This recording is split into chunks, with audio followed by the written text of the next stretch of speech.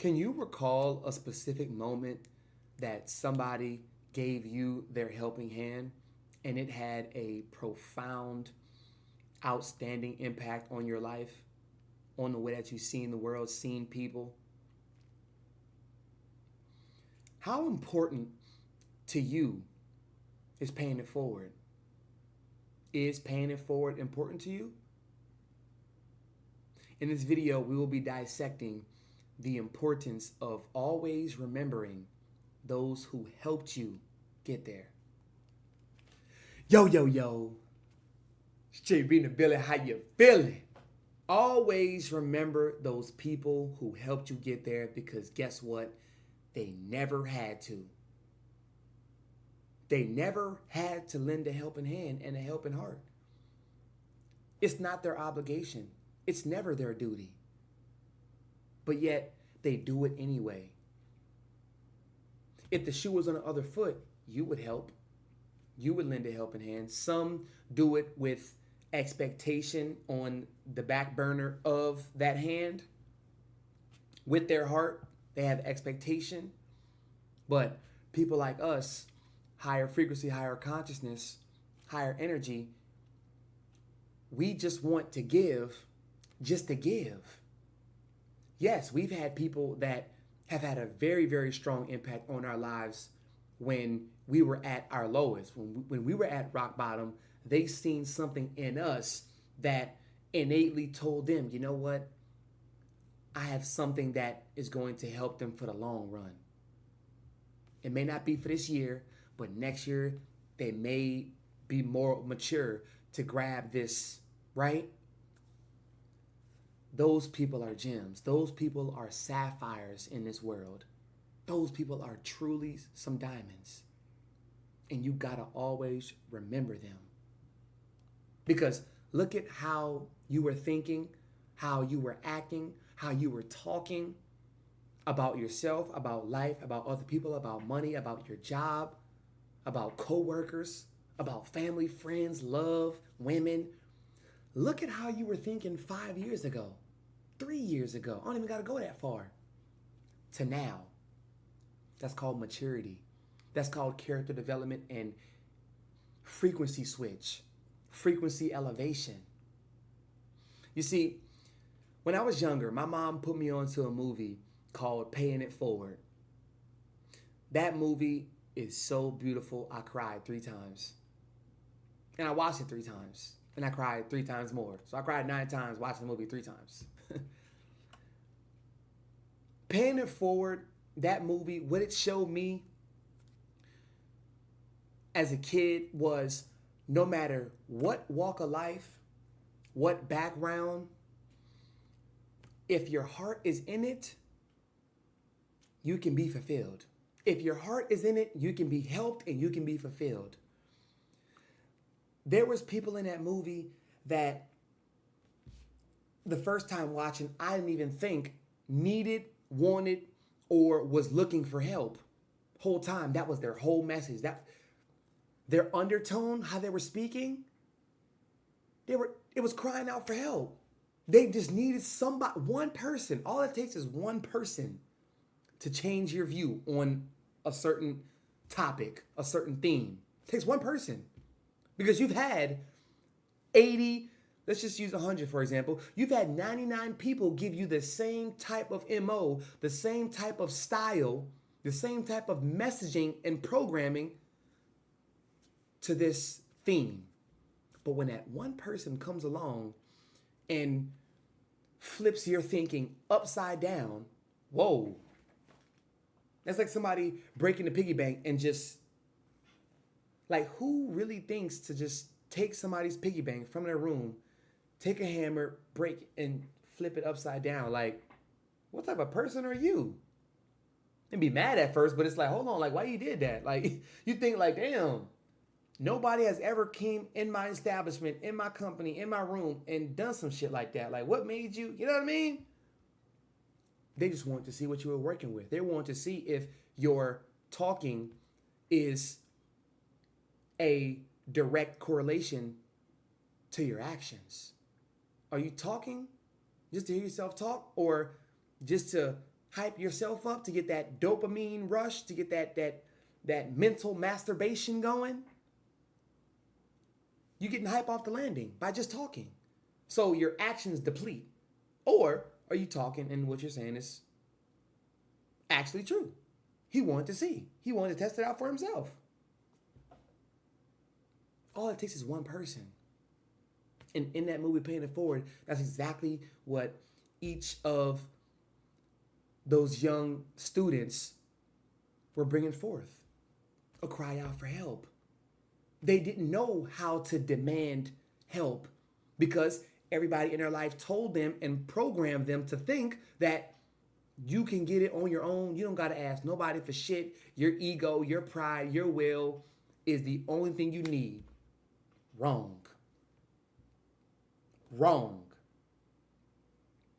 I had some teachers who completely and utterly 360, 720 changed my perspective on religion, theology, relationships, teaching. Like, I've had a lot of great teachers. I've had a lot of great coaches who altered my thinking on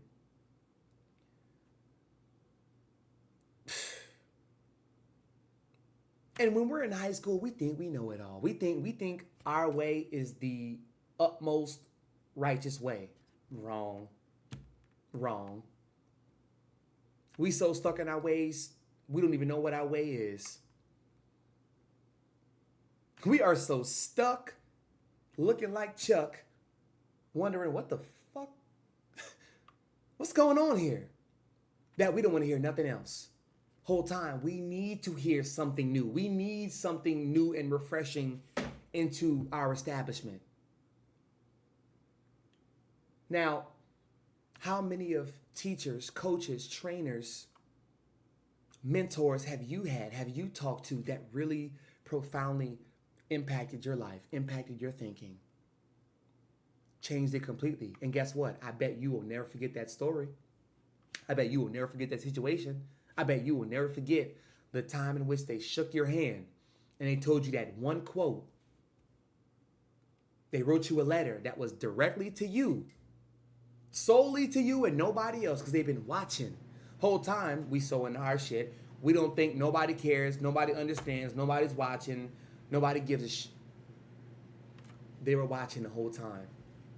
They were listening to how you spoke to other people, how you spoke to girls, how you spoke to teachers, or how less you spoke. They were watching the whole time. Whenever you came to school at 7:30 and went straight to the library, you didn't talk to nobody, didn't say hey to any teachers, nothing. They were watching.